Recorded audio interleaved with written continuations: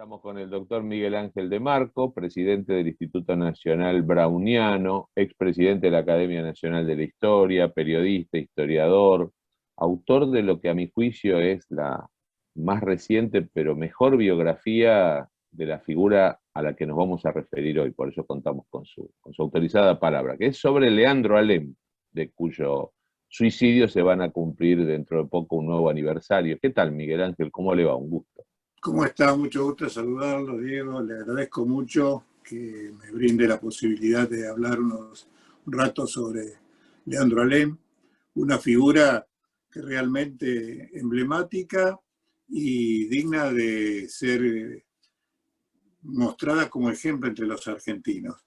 Antes de iniciar esta reunión, yo estaba pensando justamente qué poco sabemos los argentinos de hoy acerca de la figura de nuestro pasado, ¿no? Es como una especie de negación, como que no tenemos tiempo de ocuparnos de aquellos que brindaron su tiempo, sus desvelos, su vida incluso, en pos de un país que aspiraban ver entre los primeros de la tierra, donde hubiese justicia, libertad, orden, y estamos dilapidando muchos de los valores que ellos representaron.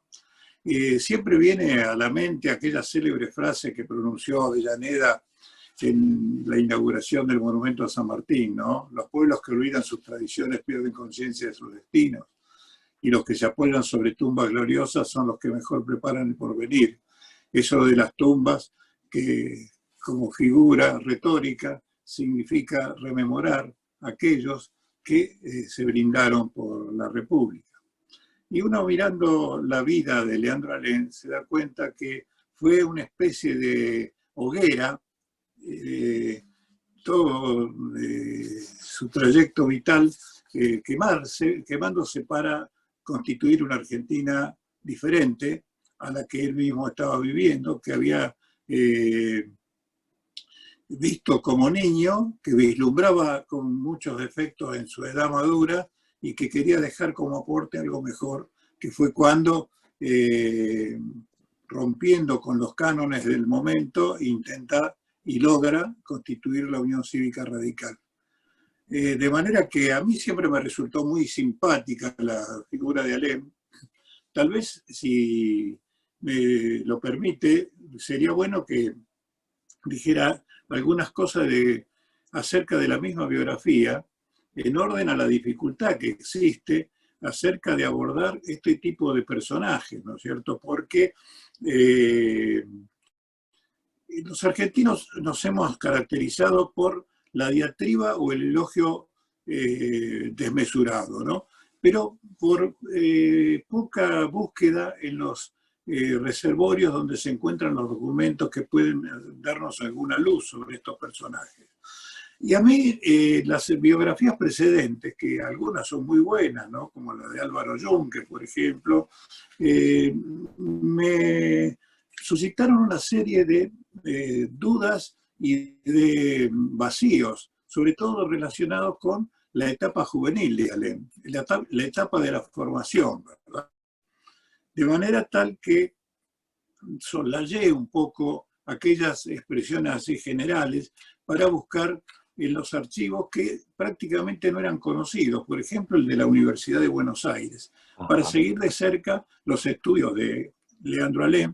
Y bueno, ahí uno se puede dar cuenta que no solamente él, sino casi todos los hombres de su generación fueron autodidactas.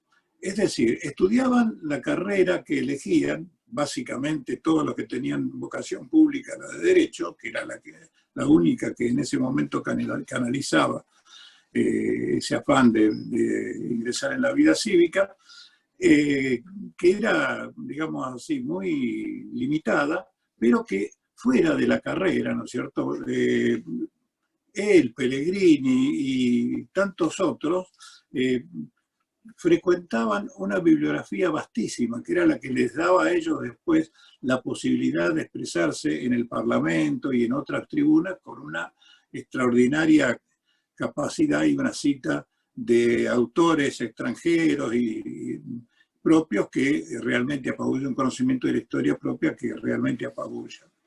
Y otras cosas que también me costaron bastante fue seguir la actuación de él, la primera actuación, digamos así, como joven oficial de la Guerra del Paraguay, y después sus comienzos en el partido de Alsina, etc. Si uno se pone a ver la figura de Alem, y si analiza el contexto en que se generó, digamos, su vocación cívica, se da cuenta que las dificultades propias de su vida personal lo marcaron a fuego, ¿no? Realmente sabemos que sobre toda la trayectoria de Alem pendió la imagen de su padre ahorcado por causas que posteriores a las que se le imputaban, ¿no es cierto? Fue, como ya sabemos, un hombre cercano a Rosas que participó de la Sociedad Popular Restauradora, la Mazorca, ¿no? Era pulpero, ¿verdad? En esa pulpería tenían lugar reuniones donde se reunían los federales de la campaña. Él adhirió enseguida al partido de Rosas y aparentemente junto con otros personajes como Puitiño, Badía, Troncoso, participaron en lo que era frecuente y común en los dos partidos en pugna, porque no había uno más bueno que otro. Tanto unitarios como federales, ¿verdad? Se castigaban mutuamente de una manera feroz. Y bueno, cuando te cae Rosas, ¿verdad? Nadie le imputa nada a Alem, ni tampoco a sus compañeros, hasta que se les ocurre participar en lucha contra los porteños, ¿verdad? Cuando se levantan las tropas de Hilario Lagos y sitian a la ciudad de Buenos Aires, como parte del ejército de Urquiza. Cuando son vencidos, ahí sí, se acuerdan de los sucesos anteriores, los juzgan por digamos, los excesos que habían ocurrido en la época de Rosas y ordenan su ejecución en un juicio bastante armado, se diría hoy.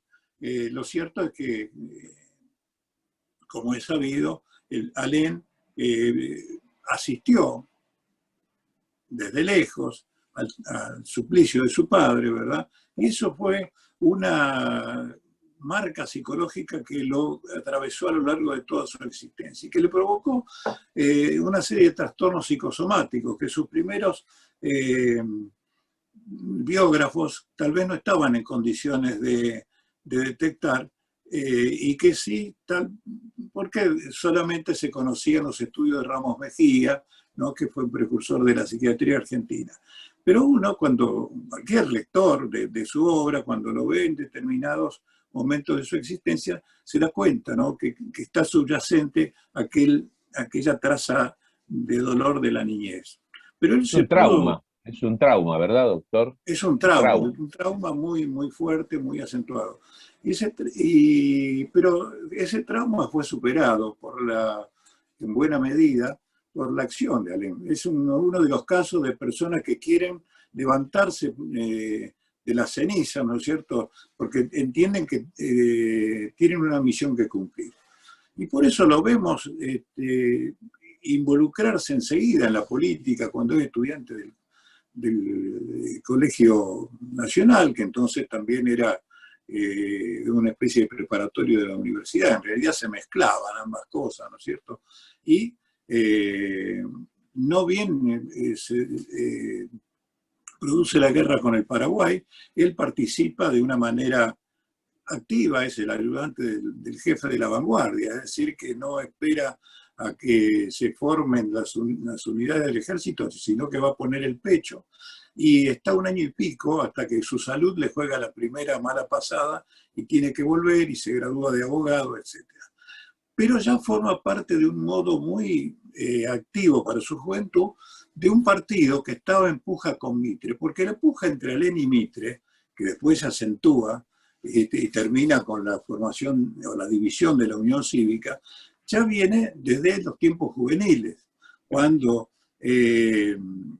Alem y otros jóvenes, que después serían sus adversarios políticos, como Pellegrini, amigo de la juventud y luego su adversario, se incorporan en masa al partido de Adolfo Alsina, es decir, al Partido Autonomista.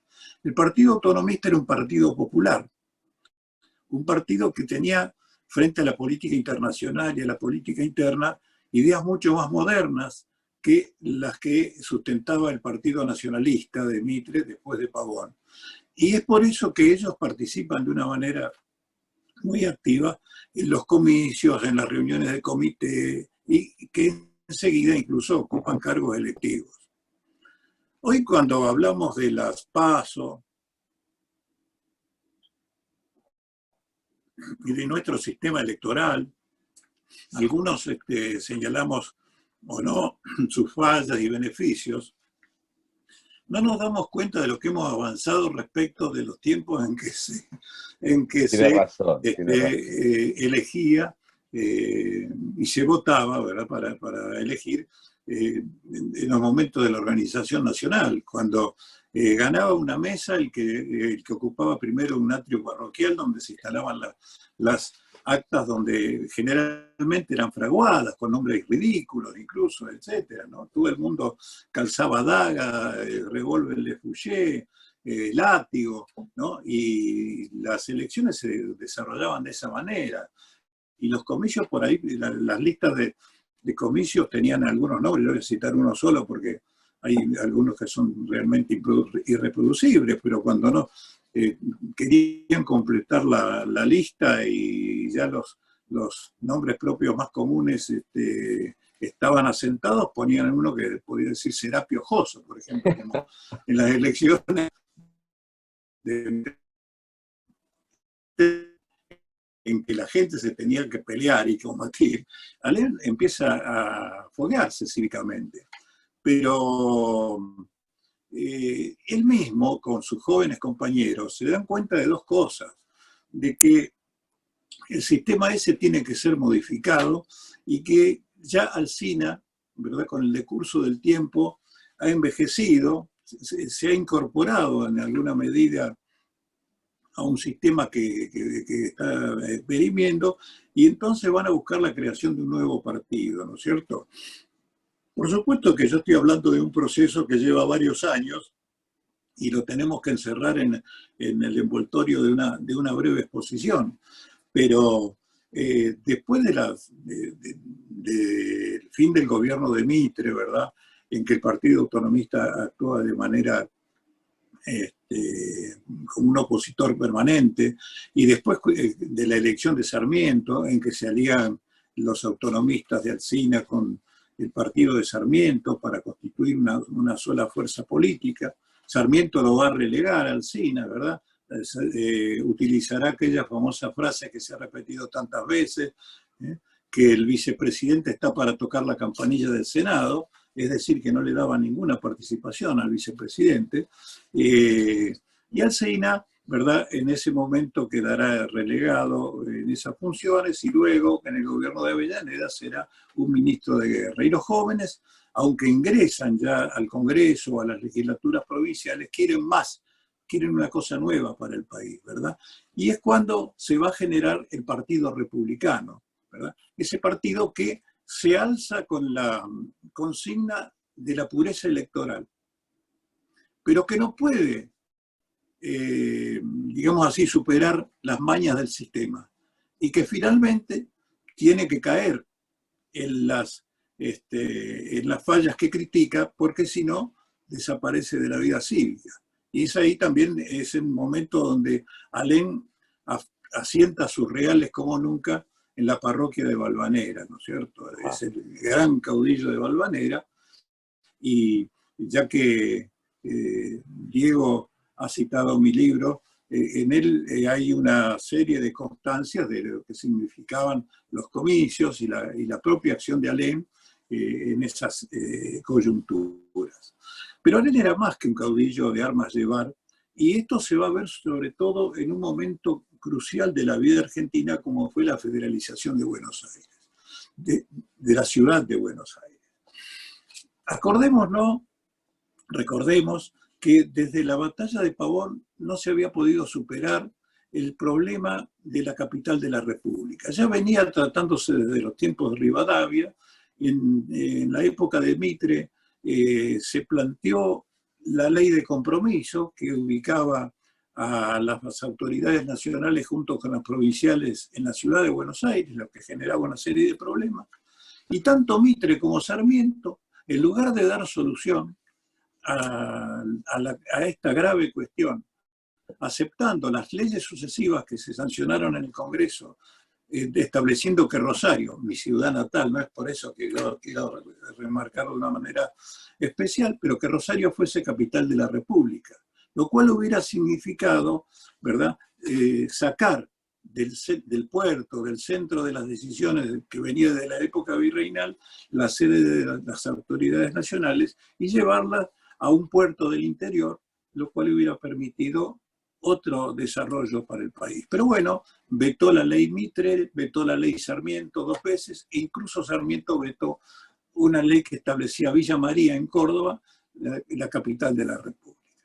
Y así siguió el problema sin resolverse hasta que en el 80, ¿no?, Roca, elegido presidente, quiere que le resuelvan el tema antes de ocupar la presidencia de la República. No se logra, porque ya sabemos las disputas con Carlos Tejedor, Tejedor, que gobernador de Buenos Aires, quería ser presidente de la República, puso todos los recursos de Buenos Aires en una guerra terrible, una guerra civil, la última guerra civil grande que hubo entre los argentinos, donde se enfrentaron con camaradas de armas que habían estado en la guerra del Paraguay y en otras circunstancias, ¿no es cierto?, de una manera atroz.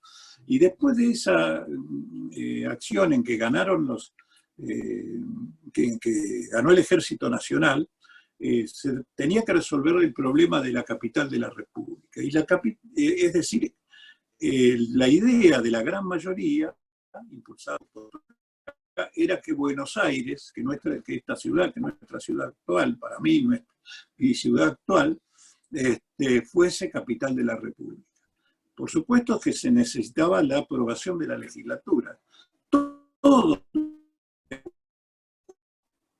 que fue el único que tuvo idea clara de las dificultades terribles que iba a generar esta cabeza de Goliat que hoy por hoy tenemos en la República Argentina, ¿no? Un país macrocéfalo con un cuerpo que se va raquitizando a medida que se aleja de la capital. Y ese uno, que se enfrentó a todos sus amigos y compañeros y con los que tuvo grandes polémicas y enemistades, fue Leandro Alem. Leandro Alem, que en ese momento padecía justamente una de las, digamos, consecuencias físicas de esa situación traumática que le venía de lejos y que sufrió un asma atroz.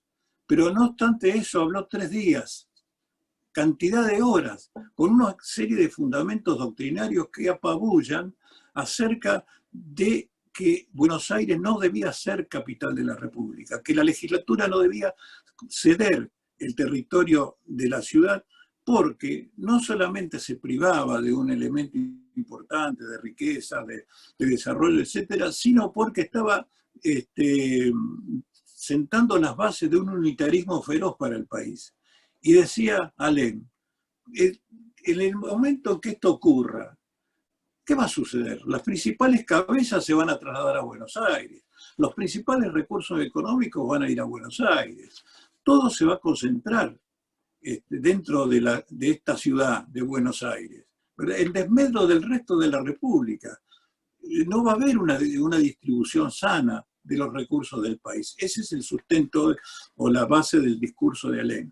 Y muchos incluso de los que se venera por su actuación literaria o por su actuación política, digo literaria como en el caso de José Hernández, hasta se burlan de su camarada en esas circunstancias, porque todos quieren hacerle el juego a Roca, ¿verdad? Y darle la presea, el premio de que pueda gobernar con la ciudad de Buenos Aires como capital de la República.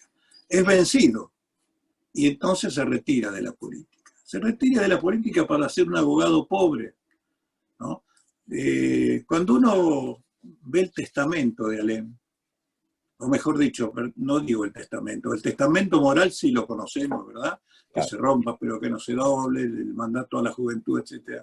Pero cuando uno lee el juicio sucesorio de Alem, se da cuenta la enorme pobreza de este hombre, ¿verdad? Que no había lucrado jamás con la política, que había contraído deudas porque tenía que sostenerse y sostener la política y sostener su aparato de Valvanera, etc.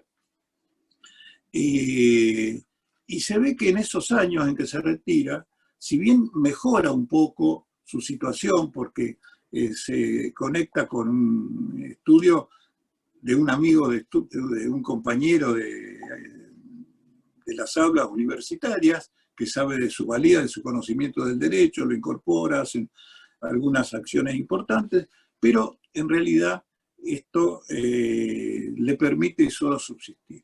A él no le importa porque ya se considera alejado definitivamente de la política, pero está vigilante, digamos así. El país le duele, son momentos muy difíciles, y cuando se produce la elección de Miguel Juárez Celman, ¿verdad?, como sustituto de Roca, y el país comienza a andar a los tumbos, y la situación económica se desmadra, y la situación política se resuelve ya en situaciones de fraude escandaloso, es ahí donde él vuelve a la vida cívica, vuelve a acercarse a los que, en ese gran movimiento en el que intervienen prácticamente todos, es un arco en el que está desde Mitre, que es el viejo líder nacionalista, hasta los católicos de Gorostiaga, y ahí va a entrar a esa unión cívica Leandro Alem, que obviamente enseguida adquiere el entusiasmo y la cercanía de los jóvenes, de los más jóvenes que él. Sí. Para citar un solo nombre, citemos al que después fue presidente radical, Marcelo T. de Alvear, Claro. que pertenecía a otra clase social, que tenía otros recursos, etc., pero que se sintió como tanto, ¿no es cierto?, impulsado por el mensaje de este ya hombre maduro que provenía de Valvanera. Y ya sabemos, ¿no?, la participación de él en las dos grandes asambleas en que los opositores al régimen se reúnen, la del Jardín Florida y la del Frontón Buenos Aires, ¿verdad?, donde se empieza a notar ya una discrepancia notoria con Mitre, ¿no? Incluso Alem, ¿no?, le hará alguna manganeta a Mitre para sacarlo, para correrlo del primer sitio de la escena, ¿verdad? Y para que la juventud que viene adquiera su lugar. Ya sabemos cómo va a concluir este proceso, ¿verdad? El proceso que empieza con una reacción de tipo cívico, que parece que va a tener una salida electoral, finalmente tendrá una, digamos, explosión violenta. Mitre se va a Europa a recorrer archivos y a conocer lugares y para estar lejos de la revolución que se viene y no estropear su eventual segunda presidencia, su candidatura para la presidencia, y los que quedan aquí se involucran en un movimiento revolucionario que no puede tener resultados afirmativos, como es el que se estalla el 26 de julio de 1890, revolución que nace vencida porque no solamente se producen traiciones dentro del propio seno del Comité Revolucionario, sino un acuerdo con el general Campos, que era el jefe de las tropas, etc. Y Alem tiene que rendirse, ¿verdad?, y comenzar su política de abstención revolucionaria. Poco después se producirá el famoso acuerdo entre Mitre y Roca para justamente eliminarlo a Alem de la vida cívica, y tras el acuerdo de Mitre y Roca se generará, por un lado, la actitud ya firmemente revolucionaria de Alem, que entiende que por las buenas no se va a poder modificar el panorama cívico argentino, y por otro lado el afianzamiento del Partido Autonomista Nacional. Alem se va a convertir allí en una figura que entiende que las armas son el único camino, ¿no? Y es una pena, porque el hombre que había tenido con mayor fuerza, digamos así, había sostenido con mayor fuerza la bandera de la paz, de la justicia, etcétera, va a considerar que la única forma de eliminar al régimen es a través de la fuerza. Pero previo a todo esto, ¿no? Porque digamos que desde el 90 ya empieza a producirse como un rearme para una futura acción revolucionaria, previo a esto va a surgir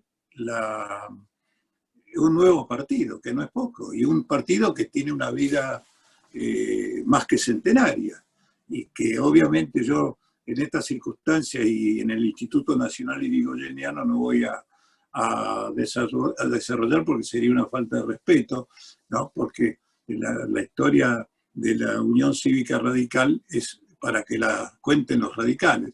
Pero de todas maneras, lo que sí quiero señalar, ¿verdad?, es que ese momento, el momento en que se constituye la Unión Cívica Radical en las provincias, es el momento de mayor gloria personal para Alem. Alem recoge en cada lugar de la República que visita el apoyo popular, ¿no? La gente le manifiesta su adhesión a que las cosas cambien y que cambien a través de un nuevo partido. Y por eso es que tanto las grandes metrópolis como los pequeños pueblos van a constituir comités que van a hacer crecer a esa fuerza cívica, ¿no? Y también van a ser un sustento para futuras acciones armadas. Es una nueva forma de hacer política, ¿no es cierto, Miguel Ángel? Esta eclosión de comités por las ciudades y por las provincias, que además Alem continúa con mucho entusiasmo, la organización federal del radicalismo. Usted, que Claro. no es un hombre del radicalismo, es muy bueno recordar que usted en su libro, en la introducción, explica que su madre fue radical y que por eso también Mis tenía padres por Alem sus padres, claro. Mis padres fueron radicales y yo me acuerdo, bueno, yo obviamente durante la época en que se podía votar, después vinieron movimientos militares, largos tiempos de supresión de la vida democrática, pero en la opción que existía en ese momento, mi voto estaba siempre para la Unión Cívica Radical. Pero de todas maneras yo no soy ni militante, ni mucho Claro. menos del radicalismo, de manera tal que no hablo con el fervor del militante radical, sino que tal vez, bueno, con el recuerdo de lo fervorosa que era sobre todo mi madre, ¿no? Ahí Ella siempre está, me y el decía, recuerdo de su madre radical, estaba muy presente, claro. ¿no? Radical, más bien irigoyenista que antipersonalista. Mejor Pero a lo todavía, que voy, a entonces. lo que usted dice es muy cierto. Alem veía en esos ámbitos, ¿no es cierto?, la participación popular, que era lo que no había podido concretar él mismo en su época juvenil, ¿no? Dar intervención al pueblo, pero esa intervención ahora era posible porque la sociedad argentina había cambiado en pocos años de manera sustancial. Ya no solamente los criollos hacían política o votaban de la manera que fuese, ahora ya se habían incorporado nuevas generaciones de argentinos provenientes de los inmigrantes de las primeras oleadas de inmigración, de manera tal que era muy rica esa vida cívica de los comités, y eso es lo que también él percibió. Y como digo, lo percibió desde el punto de vista de democratizar el país, y cuando consideró que no estaban ya dadas las condiciones para seguir pactando, o por lo menos no es la palabra pactar, sino para convivir en un sistema que no le daba cabida, y en el afán de modificar la situación, ya sabemos que en el 93 él va a encabezar, ¿no es cierto?, un movimiento armado que tiene una digamos, expansión territorial muy grande. Prácticamente el país todo se levanta en armas 2 veces, ¿no? En julio y en septiembre del 93, y él está al frente de ese movimiento, con también participación de algunos militares que se consideran cercanos a su idea, etc. Y obviamente en ambas circunstancias fracasa, pero cuando es tomado prisionero en Rosario, antes de entregarse, él después de haber procurado vencer, ¿no es cierto?, a las fuerzas nacionales, escribía aquella famosa carta en que dice: a guardar bien las armas y prepararse para la próxima vez. La próxima vez realmente no existió, ¿verdad? Él estuvo preso, no se tuvieron en cuenta sus fueros de senador nacional, ¿verdad? Estuvo bastante maltratado en la prisión de Rosario, pero muy apoyado por la gente que le llevaba obsequios y una serie de elementos para que no se sintiera tan mal. Yo, que ya tengo 81 años, me acuerdo cuando era muy joven, teníamos en el diario un viejo tipógrafo que había sido de la época de fines del siglo XIX, principios del siglo XX, y que de tanto en tanto visitaba la redacción. Tenía 90 y tantos años, se llamaba Antonio Molina, y me dijo: ¿por qué no venís a casa que yo te voy a contar alguna historia de Alem, de los radicales? Yo encantadísimo, era muy joven, fui como reportero del diario para hacerle una nota, y entonces él me mostró algunas cosas que tenía, y aunque parezca un poco no de todo formal para una exposición, me dice: mirá, esto se lo tenía que llevar yo a don Leandro justamente cuando lo trasladaron. Y era un par de calzoncillos de Alem, esos que se usaban antes, ¿no? Hasta las piernas, calzoncillos largos, que él tenía que llevárselo a don Leandro, decía. Y junto con eso, él recibía obsequios de la población, las mujeres les mandaban alimentos, etc. Es decir, que estaba preso, pero que recibía el calor popular. Lo que él no podía aceptar eran las ideas diferentes que tenía su sobrino Hipólito Yrigoyen en orden a buscar llegar al gobierno a través de una concordia, ¿no es cierto? No tal vez de una rendición, pero sí a través de una vía que desconociese la acción revolucionaria. No es que Yrigoyen no hubiera participado, porque participó activamente en estas revoluciones y participaría con posterioridad. Y esta actitud, como lo sabe mejor Diego que yo, provocó digamos, primero una pequeña grieta, cuando en aquella ocasión en que se reúnen varios correligionarios y Alem la cierra con la expresión dedicada a su sobrino, al que tanto quería, Hipólito Yrigoyen, miserable, le dice, ¿no? Después se acercan, pero ya queda esa grieta tan grande. Y es ahí donde se van a conjugar una serie, estamos en el año 1894, se van a conjugar una serie de dificultades de todo tipo. Alem ya tiene que abandonar toda idea de que el partido lo secunde en acciones revolucionarias. Su situación económica es totalmente grave.